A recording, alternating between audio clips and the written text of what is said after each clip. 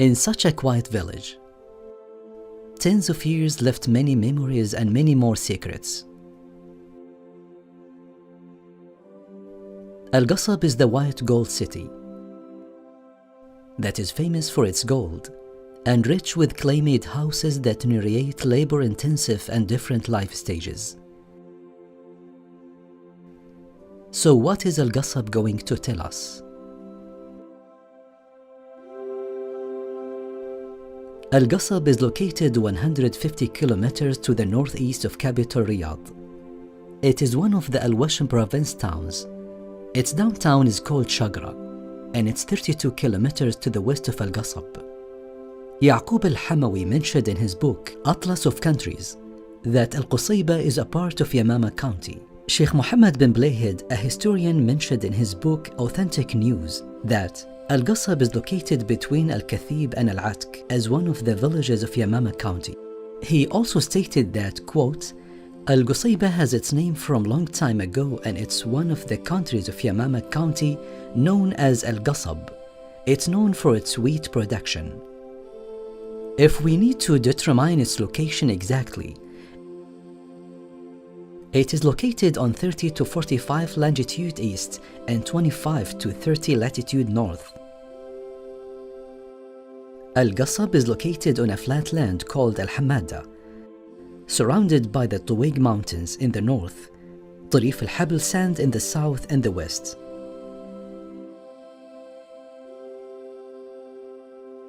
Al-Qasab is at the entrance of Tuwayq Mountains that is called Abul Hayal.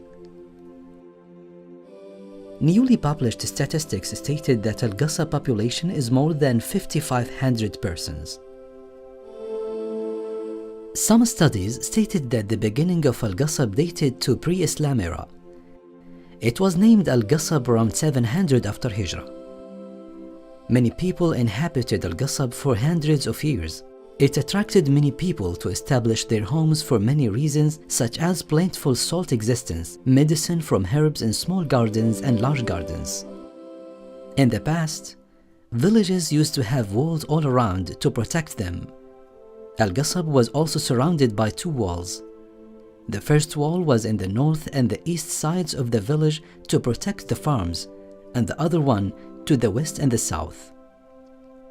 When you examine the buildings, you find them in different styles. The first one is the modern Al-Qasab, and the second is the old Qasab, that is before 1400 after Hijrah.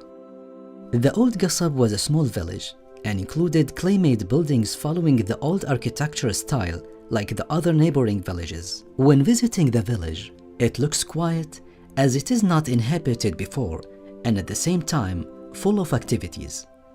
Yet the clay walls said something different on how the town looks like. The houses were structured in a linear way. The alleys and roads were narrow as the old dominant village's architecture style was. Villages were not built in the new architecture style, so the roads were not straight. Such a narrow alley was a path to the bright future. It was engraved as illuminated steps in darkness of hard life, and making Qasab into a town that had all modern life infrastructures. Old Al-Qasab also has its beautiful architectural decoration.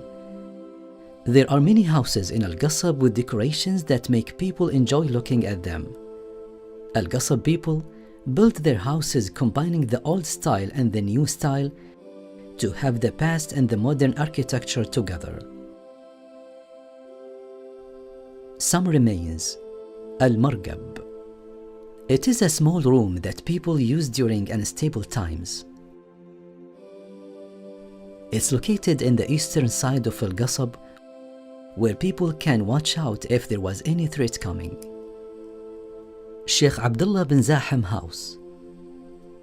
Al-Qasab was very connected to scholars and knowledge. Bin Zahim was the distinguished figure and well known among his peers at that time.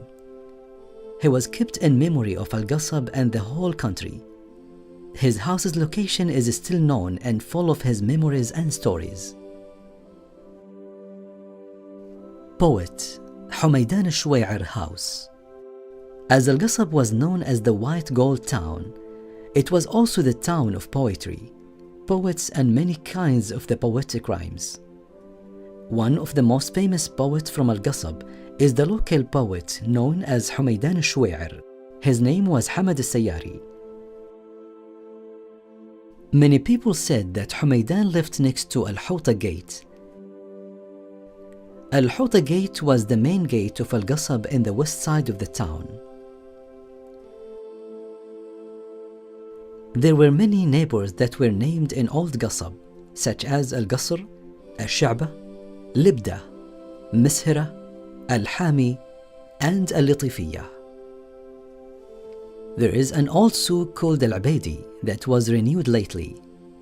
This souk is not only a place for people to sell and buy things, but it's also like a social gathering of Al-Qasab people.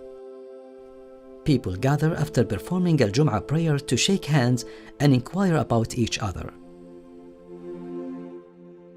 This village would not be well known in the past except for its distinguished feature that is not in other villages around. It was the white gold story.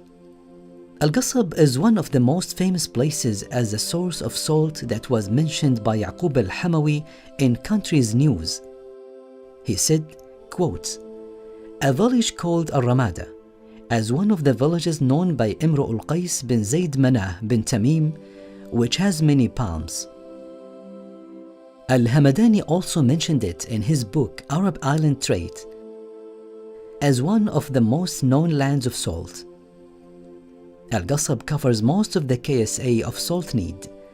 It's one of the highest quality salts. To invest on this, there are many small factories built. Furthermore, there are many benefits that can be taken from the white gold treasure. Education in Qasab depended on teaching Quran to kids in groups in mosques. Teachers at that time used to be prayer leaders and religious scholars, as it was the case in many Arab villages. After that, education was established based on individual efforts. Many men and women participated in many educational movements and religious education. Kids and students who attended such educational system were called al-Garraya, which means readers. On the other hand, the teacher was known as Mugri or Mtawwa, which means educator. There was a school of boys that was built before the government offered general education. It was built from community charity. Teachers were paid from charity in cash, in dates or in wheat, so they can teach. At the same, there were female teachers to teach girls and women to read Quran. Female teachers worked for free as volunteers. When the general education was offered by the government, parents enrolled their kids in the public schools. Qasab is well known by many names and figures who served the country. Some of the Qasab people participated with King Abdulaziz, Saudi Arabia's founder. Others worked as the prayers leaders and Al-Jum'ah preacher at the Holy Mosque in Medina. Others were selected for the Conciliation Council membership. Still others were also in many official positions such as education, security department, and judiciary fields as well as businessmen. Qasab is a rich land with good soil for planting. It's known for wheat and palms. Palms grow up in the north and east sides of the town. The weather in Qasab is rainy, and that caused water to gather and create valleys. The big valley is Al-Wadi Al-Kabir, one of the famous valleys. Primary water stream comes from Tuwaiq. It gets down to water palms and farms. It also goes through Al-Gaybiyah, the old Qasab. The east part of Qasab is also a land of many kinds of trees. It includes more than 70 places and many wells. There are many valleys in this area as well.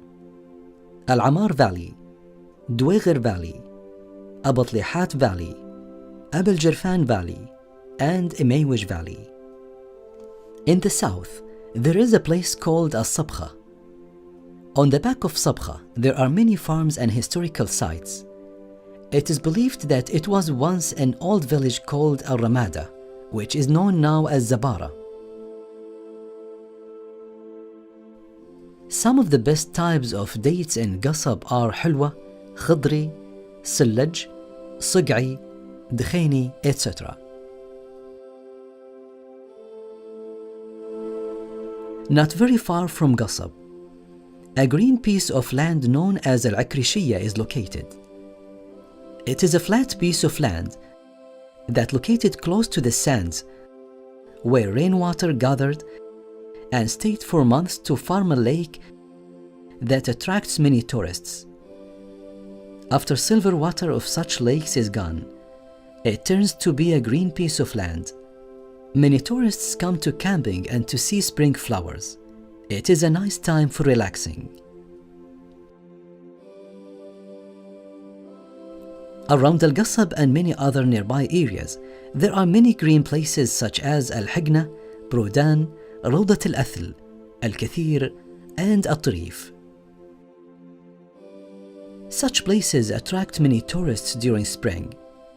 Tourists can also visit Old Qasab and walk around in many different alleys, enjoy watching walls and making good memories.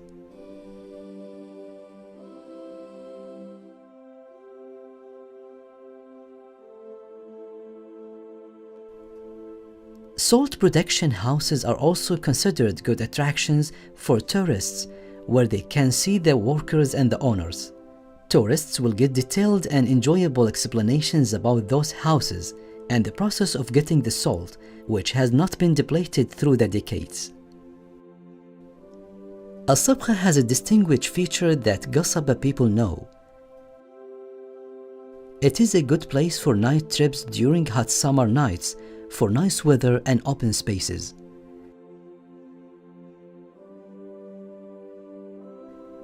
There are many people who like the mountain natural resorts, especially during summer. The weather is nice and you can sit under many trees. Some of the mountain's natural resorts are طويق, الشفيعي, القلتة, الجحفة, سيخ, دلادل. On the hills of sand in the south and the west of Qasab,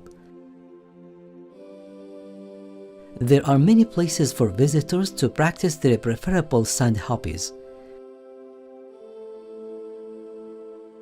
There are also many events and festivals that attract people such as national days, religious festivals, cultural shows, and many more.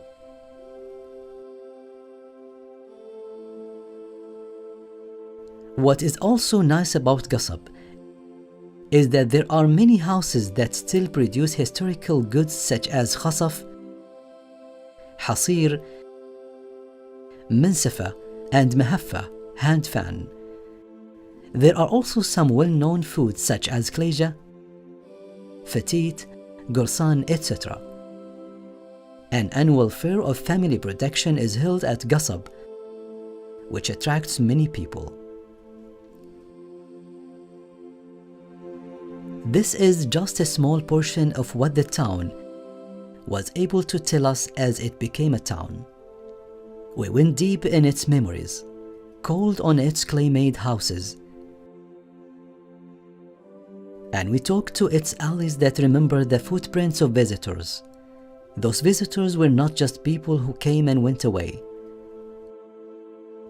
This town witnessed many developmental projects that were funded generously by the king and the working people who converted it from a village to a nice town.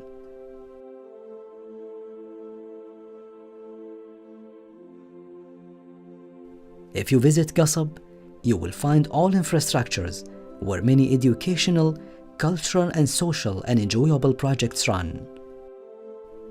It is Qasab, the white gold town.